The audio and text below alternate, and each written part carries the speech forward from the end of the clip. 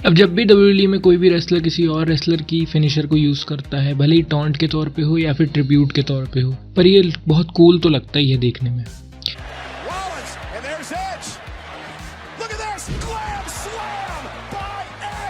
और जैसे 2020 में जब गोल्डबर्ग ने रिटर्न किया तब उन्होंने चैलेंज किया ड्रू मैकिंटायर को बेल्ट के लिए। उस मैच के दौरान में ड्रू मैकिंटायर ने बहुत ही चालाकी से गोल्डबर्ग का मूव गोल्डबर्ग पे यूज़ किया, यानी उन्होंने स्पीयर मार दी गोल्डबर्ग को। उसके बाद भी गोल्डबर्ग खैर हार तो नहीं माने और गोल्डबर्ग ने रिटर्न में बहुत सारी स्पीयर्स मारी ड्रू मैकिंटायर को, but in the and Drew McIntyre अपनी फिनिशर यूज़ करके जीत गए वो मैच। अब रेसलमेनिया 37 के बाद मैट रिडल ने रैंडी ऑर्टन को कई बार बोला कि वो टीम बना लेते हैं। फिर जब रैंडी ऑर्टन इसके लिए राज़ी हो गए, उसके बाद उनका एक मैच हुआ Matt Riddle versus Xavier would. अब ज़ेवियर वुड को हराने में वो काफ़ी दिक्कत हो रही थी उनको, तो उन्होंने as a tribute Randy Orton के लिए उन्होंने रैंडी ऑर्टन की आरकेओ को यूज़ किया ज़ेवियर वुड के ऊपर और वो जीत गए।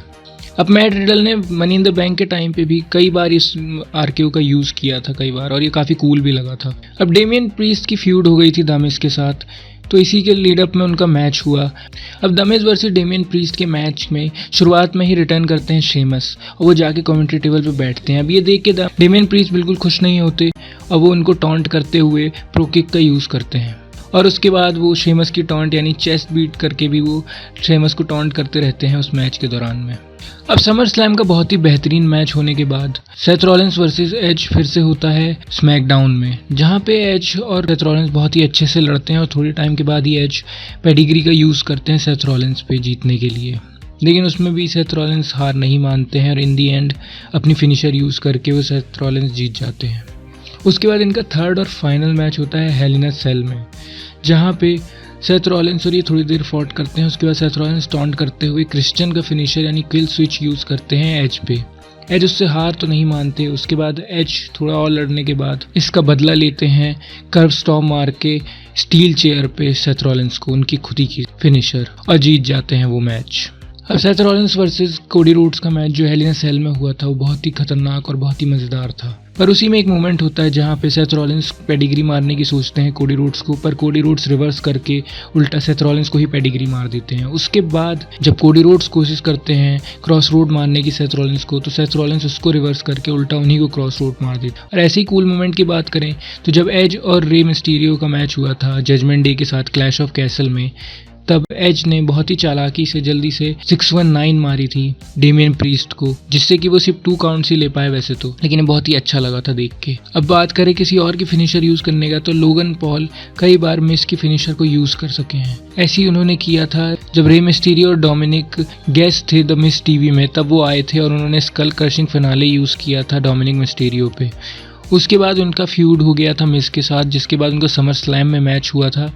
उसी मैच में लड़ते लड़ते उन्होंने एकदम से फिनोमिनल फोरआर्म यूज़ किया था, जो कि सबको ही हैरान कर दिया था उन्होंने। उसके बाद एंड में जब गलती से मिस ने मरीज को हिट करके पीछे हुए थे, तब उन्होंने मिस का खुद का ही फिनिशर स्कल क्रशिंग फिनाले उन्हीं के ऊपर यूज़ किया था। और ये पहली बार नहीं था, क्योंकि जो उनका पहला मैच था लोगन पॉल का, उसमें भी उन्होंने जब रे मिस्टीरियो को 3 सुप्लेक्स मारे थे, जो कि एडी गुरेरो का सिग्नेचर मूव था, और उन रॉक स्प्लैश भी यूज़ किया था।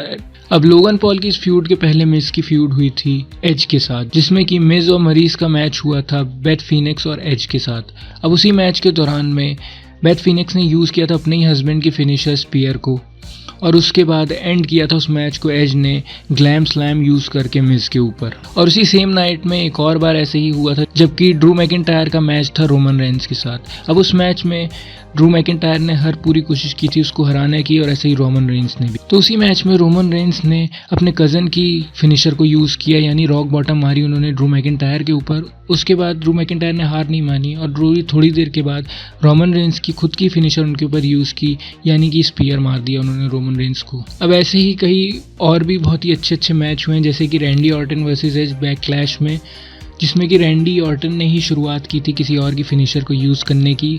उन्होंने बीच मैच में लड़ते लड़ते एंगल स्लैम मार दिया था एज को, जिससे कि एज ने हार तो नहीं मानी। उसके बाद एज थोड़ी टाइम के बाद अपने ही दोस्त की फिनिशर यानी कि किल स्विच उन्होंने यूज़ किया क्रिश्चियन की स्मैक को रैंडी ऑर्टन के ऊपर। उसके बाद भी ये लोग नहीं रुके, थोड़े टाइम के बाद रैंडी ने पेडिग्री यूज़ की एज के ऊपर, और फिर वो हार नहीं माने। फिर एज ने रॉक बॉटम यूज़ की रैंडी ऑर्टन के ऊपर। सच में इस मैच में क्या ही हो रहा था। उसके बाद लेकिन एंडिंग में रैंडी ऑर्टन जीत गए पंट किक मार के एज को। तो सच में ये बहुत ही अच्छे कूल मोमेंट्स लगे थे जबकि कोई दूसरा रेसलर किसी दूसरे रेसलर की फिनिशर को यूज़ कर रहा था। आपको ऐसी ही और वीडियोस चाहिए तो कमेंट सेक्शन में ज़रूर बताएं, और ये वीडियो अच्छी लगी है तो लाइक करें और मेरे चैनल को सब्सक्राइब करें। Thank you.